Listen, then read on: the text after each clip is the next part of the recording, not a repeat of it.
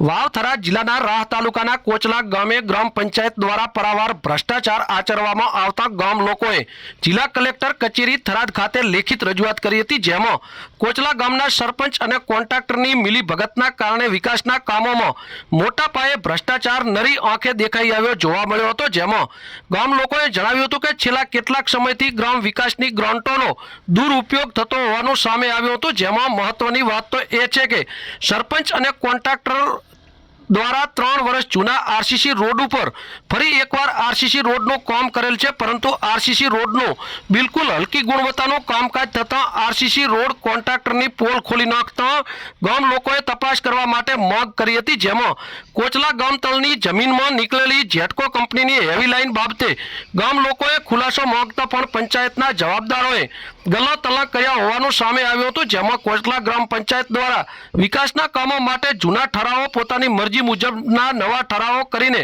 ભ્રષ્ટાચાર આચરવામાં આવ્યો હોવાનું ગામ લોકોએ જણાવ્યું હતું। જોકે કોટલા ગ્રામ પંચાયતના નાના મોટા કામો તેમજ અન્ય મુદ્દે તટસ્થ તપાસ કરવામાં આવશે તો મોટો પોલ ખુલવાની શક્યતાઓ જોવા મળી હતી।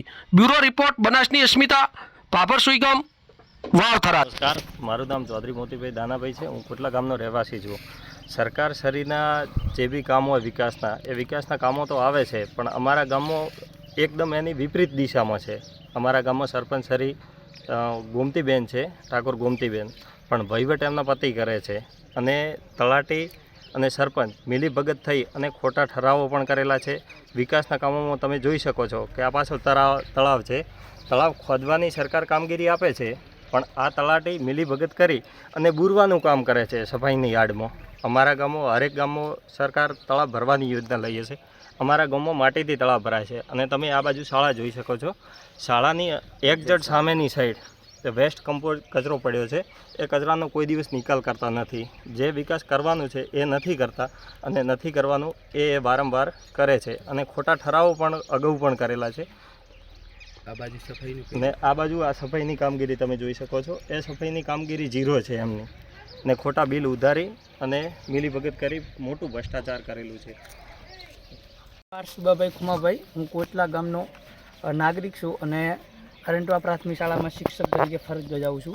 મેં આ કોટલા ગામના જે સરપંચ છે, એમ તો મહિલા સીટ છે, પણ જે વહીવટ કરે છે મગાભાઈ ભારમાં, એમને મેં વાત કરી હતી કે ગામમાં જે ગામથી કરીને અમારા સમાજ બાજુ અનુસૂચિત જાતિના સમાજ સુધી જે આવે છે સીસી રોડ, એ કાચો રસ્તો છે, બનાવી આપો। તો એમને એ વખતે એવું કીધેલું કે ગ્રાન્ટ કોઈ આવતી નથી, અને જ્યારે રોડ બન્યો છે હાલ સીસીસી, એના પહેલાં 10 દિવસ પહેલાં મેં ફોનથી વાત કરી હતી કે રોડ તો કે આવી કોઈ ગ્રાન્ટ છે નહીં, અને પછી જે હાલ આવ્યો છે એ બનાવવાનું છે, તમારી ગ્રાન્ટ નથી। તો મેં કીધું હું એ માહિતી અરજી આરટીઆઈ કરી અને માગું તો કે તમારે જે કરવું હોય છૂટી છે, આરટીઆઈ કરવી હોય તો આરટીઆઈ કરી શકો છો, અને લખી છે હજી આપવાની બાકી છે। પટેલ નાગજીભાઈ મલાજી, ગામ કોટલા રહેવાસી, અમારા ઘરથી સભ્ય છે। આજ દિવસ સુધી તલાટીએ કોઈ દિવસ સાધારણ સભા ભરી નથી, અમને કોઈને બોલાયા નથી અને ભ્રષ્ટાચારનું બધું કામ કરે છે।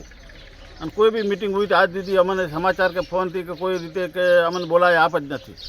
શું કાકા વિકાસના કાર્યો થયા? વિકાસના કાર્યો કર્યા છે, પણ એની મનફાવો કરે છે, કોઈ બધું ભ્રષ્ટાચારમાં જ કરે છે। એવું છે? કઈ કઈ જગ્યાએ કામ ચાલે છે હાલમાં? હાલમાં આ રોડ ઉપર રોડ કર્યું પાછું। તલાટીનું નામ તો સરપંચ કોણ છે? સરપંચ છે મહિલા। વહીવટદાર કોણ કરે છે? એમના પતિ। શું નામ છે એમના પતિના? મગાભાઈ ભારમાજી।